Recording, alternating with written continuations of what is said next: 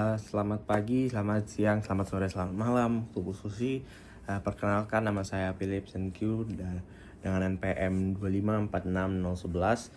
Dan sekarang saya mau membacakan atau menjelaskan ulang tentang artikel yang saya buat dengan judul Pentingnya Sanitasi dalam Pengelolaan Makanan.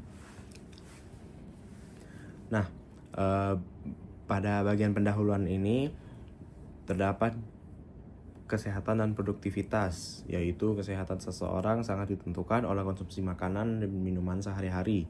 Dengan masalah utama, resiko penyakit muncul akibat rendahnya praktik hygiene dan sanitasi dalam pengelolaan makanan, atau yang bisa dibilang kurangnya menjaga kebersihan pada saat mengelola makanan dan kurangnya kebersihan pada saat proses pengantaran makanan dari kitchen kepada konsumen.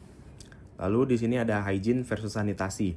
Hygiene itu berfokus pada kebersihan subjek, contohnya mencuci tangan, dan sanitasi itu berfokus pada kebersihan lingkungannya, seperti di bersihnya piring itu atau bersihnya gelas tersebut. Tujuannya untuk mengulas pentingnya sanitasi lingkungan dan hygiene perorangan dalam rantai pengelolaan makanan. Nah, metode penelitian, tinjauan pustaka atau literature review. Saya mendapat data ini dari RSUP Dr. Sarjito dengan judul Pentingnya Sanitasi Terhadap Pengelolaan Makanan. Saya membaca jurnal tersebut dan saya rangkum sebagian besar jurnal tersebut dan saya jadikan menjadi sebuah artikel. Tetapi isi materinya itu juga ada tentang edukasi kesehatan masyarakat mengenai prinsip sanitasi makanan.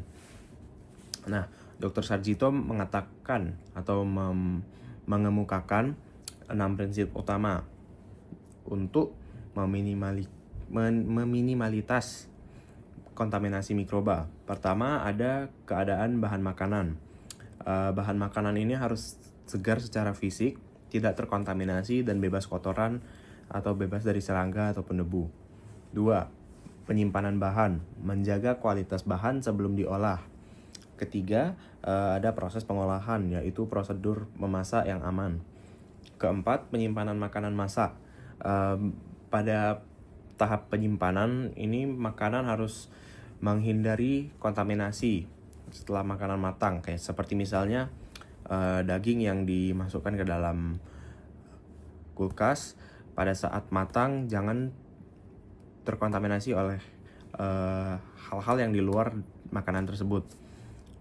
Lalu kelima, ada pengangkutan makanan, menjaga kebersihan saat perpindahan makanan. Itu seperti dari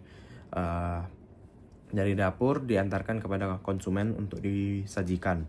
Dan 6, cara penyajian, langkah terakhir sebelum dikonsumsi oleh konsumen. Terakhir ada pemeliharaan lingkungan dan peralatan. Pada bagian ini pemeliharaan peralatan itu piring, gelas, terus alat-alat makan seperti garpu, sendok, pisau dapur, pisau daging harus bersih, tidak retak dan tidak gompel untuk mencegah kuman masuk. Dan bagian ini harus dilakukan pencucian dengan sangat bersih. Jika di bagian kitchen biasanya menggunakan dishwasher, yaitu pencucian dengan air panas, dan piring juga dicuci dengan air panas sehingga kuman atau bakteri tidak menempel. Dan fasilitas pendukungnya, ketersediaan sumber air yang aman, pengelolaan limbah cair yang efektif, pencegahan kontaminasi saat proses pencucian. Nah, pencegahan kontaminasi saat proses pencucian ini berarti sabun yang kita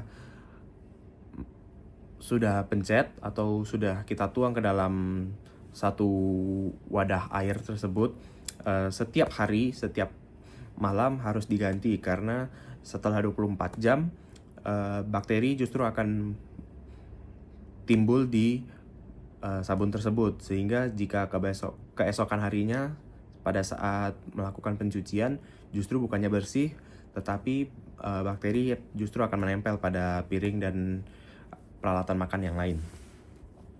Lalu ada kesimpulan dan rekomendasi. Kesimpulannya yang saya dapat, penyakit bawaan makanan dapat dicegah melalui standar higienitas perorangan dan pemeliharaan lingkungan yang konsisten, Nah, seperti yang saya bilang tadi, karyawan juga harus menjaga kebersihan dan kesehatan mereka, dan juga lingkungan harus tetap dibersihkan 1 kali 24 jam. Dalam artian, pada pagi hari karyawan pertama membersihkan, dan pada malam hari pada saat closing, karyawan terakhir juga akan yang membersihkan tempat tersebut. Lalu rekomendasinya, pengawasan ketat terhadap sumber air dan pembuangan limbah, pengawasan praktik penanganan makanan oleh karyawan ataupun staf secara rutin, dan terakhir mempertahankan dan menjaga kesehatan dimulai dari hal-hal terkecil dalam sanitasi. Terima kasih.